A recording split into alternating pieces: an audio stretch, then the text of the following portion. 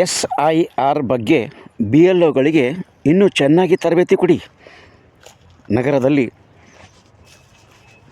ಮಾಳ್ಗೆ, ಮಚ್ಕೂರಿ, ಒಡೆಯರ್, ತಹಸೀಲ್ದಾರ್ಗೆ ಮನವಿ. ಮತದಾರರ ಪಟ್ಟಿ ಪರಿಶೀಲನೆ ವಿಶೇಷ ಪರಿಷ್ಕರಣೆ SIR ಬಗ್ಗೆ BLOಗಳಿಗೆ ಚೆನ್ನಾಗಿ ಮಾಹಿತಿ ಇಲ್ಲ. ಇನ್ನು ಅವರು ಮತದಾರರಿಗೆ ಏನು ಹೇಳ್ತಾರೆ? ಮೊದಲು ಸ್ಪಷ್ಟವಾಗಿ ಅವರಿಗೆ ತರಬೇತಿ ಕೊಟ್ಟರೆ ತಾನೇ ಮತದಾರರಿಗೆ ಸ್ಪಷ್ಟವಾದ ಮಾಹಿತಿಯನ್ನು ಕೊಡೋಕ್ಕೆ ಸಾಧ್ಯ ಆಗುತ್ತೆ. ಅರ್ಜಿ ಫಾರ್ಮ್ಗಳನ್ನು ತಂದು ಆಯಾ ಮನೆಗಳಿಗೆ ತಂದು ಕೊಟ್ಟು ಹೋಗ್ತಾ ಇದ್ದಾರೆ. ತುಂಬಿಕೊಡಿ ಅಂತ ಹೇಳ್ತಾ ಇದ್ದಾರೆ. ಮಾಹಿತಿ ನಮ್ಗೆ ಚೆನ್ನಾಗಿ ತುಂಬಲಿಕ್ಕೆ ಬರೋದಿಲ್ಲ ಅಂತಂದರೆ ನಮ್ಗೆ ಗೊತ್ತಿಲ್ಲ. ಕೊಟ್ಟು ಹೋಗೋದು ನಮ್ಮ ಕೆಲಸ, ನಾವು ಕೊಟ್ಟಿವಿ, ತುಂಬಿಕೊಡೋದು ನಿಮ್ಮ ಕೆಲಸ ಅಂತ ಹೇಳಿ ಹೋಗ್ತಾ ಇದ್ದಾರೆ.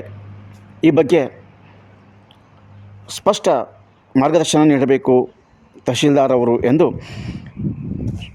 JDS ಜಿಲ್ಲಾ ಪ್ರಧಾನ ಕಾರ್ಯದರ್ಶಿ ಶಿವಪುತ್ರ ಮಾಳ್ಗೆ, ಸಮಗ್ರ ಕಾಂಗ್ರೆಸ್ ಮುಖಂಡ ಬಸವರಾಜ್ ಮಚ್ಕೂರಿ, BJP ಮುಖಂಡ ಬೇರೆ ರಾಜ್ಯದಲ್ಲಿ ಇರಬೇಕು, ಆಂಧ್ರದಲ್ಲಿ, ಮಹಾರಾಷ್ಟ್ರದಲ್ಲಿ ನಡೀತಾ ಇದೆ. ಇವತ್ತಿನ ದಿವಸದಲ್ಲಿ BLOಗಳು ಮನೆಗೆ ಹೋಗ್ತಾ ಇದ್ದಾರೆ, ಮನೆ ಭೇಟಿ ಕೊಡ್ತಾ ಇದ್ದಾರೆ. BLOಗಳಿಗೆ ಏನಂದ್ರೆ ಸರಿಯಾದ ಮಾಹಿತಿ BLOಗಳಿಗೆ ಇಲ್ಲ. ಫಾರಮ್ ಇನಾಮಿನೇಷನ್ ಫಾರಮ್ನಲ್ಲಿ ನಾವು ಏನು ಫಿಲಪ್ ಮಾಡಬೇಕು, ನನ್ನ ತಂದೆ ಹೆಸರಲ್ಲಿ ಬರೀಬೇಕು, ನನ್ನ ತಾಯಿ ಹೆಸರಲ್ಲಿ ಬರೀಬೇಕು, ನನ್ನ ಹೆಸರಲ್ಲಿ ಬರೀಬೇಕು ಅನ್ನೋದೇ ಸರಿಯಾದ ಮಾಹಿತಿ BLOಗಳಿಗೆ ಇಲ್ಲ. ಅಂಥದ್ರಲ್ಲಿ ಮತದಾರರಿಗೆ ಏನಂದರೆ BLOಗಳು ಏನಂದ್ರೆ ಫಾರಮ್ ಮನೆ ಕೊಟ್ಟು ಹೋಗ್ತಾ ಇದ್ದಾನೆ, ನೀವು ಫಿಲಪ್ ಮಾಡಿಡ್ರಿ, ನಾನು ನಾಳೆ ಬಂದು ತೊಗೊಂಡು ಹೋಗ್ತೀನಿ, ನಾಡು ಬಂದು ತೊಗೊಂಡು ಹೋಗ್ತೀನಿ.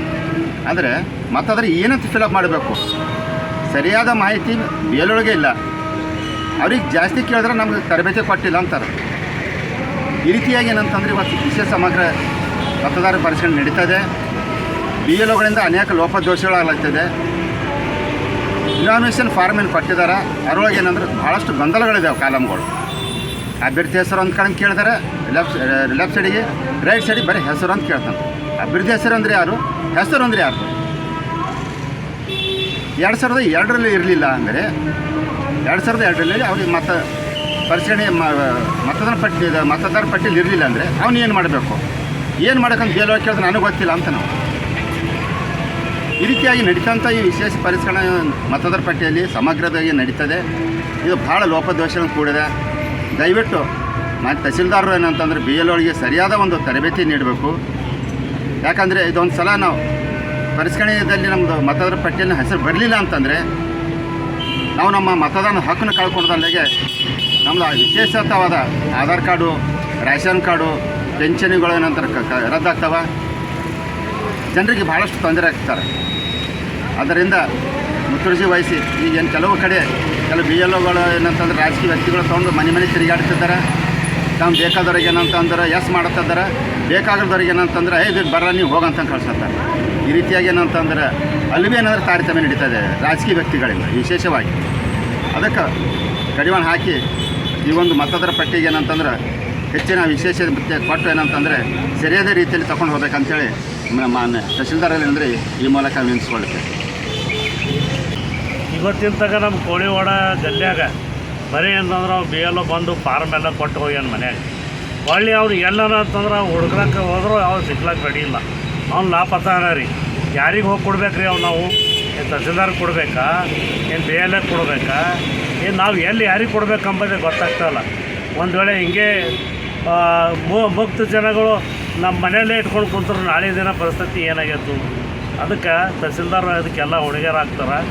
ಒಂದು ವೇಳೆ ತಹಸೀಲ್ದಾರ್ ಒಂದು ವೇಳೆ ಇದಕ್ಕೆಲ್ಲ ಗಮನ ಕೊಟ್ಟು ಎಲ್ಲ ಪ್ರತಿಯೊಂದು ಗಲ್ಲೆಗೆ ಅವರೆಲ್ಲ ಹೋಗಿ ಓಡಾಡಿ ಸರಿಯಾಗಿ BLOಗಳು ಕೆಲಸ ಮಾಡತ್ತಾರ ಎಲ್ಲ ನೋಡಿಕೊಂಡು ಅವ್ರು ಪರಿಶೀಲನೆ ಮಾಡಿ ಮುಂದೆ ವರ್ಷಕೊಂಡು ಹೋದರೆ ಚಲೋದ. ಇಲ್ಲಿಕ್ಕಿಲ್ಲ ಅಂತಂದ್ರೆ ನಾಳೆ ಹೊಣೆಗಾರ ತಹಸೀಲ್ದಾರ್ ಆಗ್ತಾರೆ ಅಂತೇಳಿ ಹೇಳೋಕ್ಕೆ ಇಷ್ಟಪಡ್ತೀನಿ. ನಿನ್ನೆ ತನಕ ತಹಸೀಲ್ ಆಫೀಸಿಂದ ಮಾಹಿತಿ ಪ್ರಕಾರ ನಮ್ಮಲ್ಲಿ ಹುಮನಾಬಾದ್ ಕ್ಷೇತ್ರದಲ್ಲಿ ವಿತರಣೆ ಆಗಿದ್ದು 2,62,818 ಇದ್ದು ಅದರಲ್ಲಿ ವಿತರಿಸಿದ ಫಾರಮ್ಗಳೆಷ್ಟು 2,47,728 ವಿತರಣೆ ಮಾಡಿದೆ. ಇನಾಮಿನೇಷನ್ ಆಗಿದ್ದು ಫಾರಮ್ ಫಿಲಪ್ ಗಣೀಕರಣವಾಗಿದ್ದೇನೆಂದರೆ 43,000 ಅಂದರೆ ಇನ್ನೂ 33% ಏನಂತಂದ್ರೆ ಇವತ್ತಿನ ತನಕ ಆಗಿಲ್ಲ. ಇರೋದೇ 29ನೇ ತಾರೀಕುವರೆಗೆ ಲಾಸ್ಟ್ ಡೇಟ್ ಇದು. ಇನ್ನೂ ಉಳಿತು 15 ದಿವಸ ಮಾತ್ರ.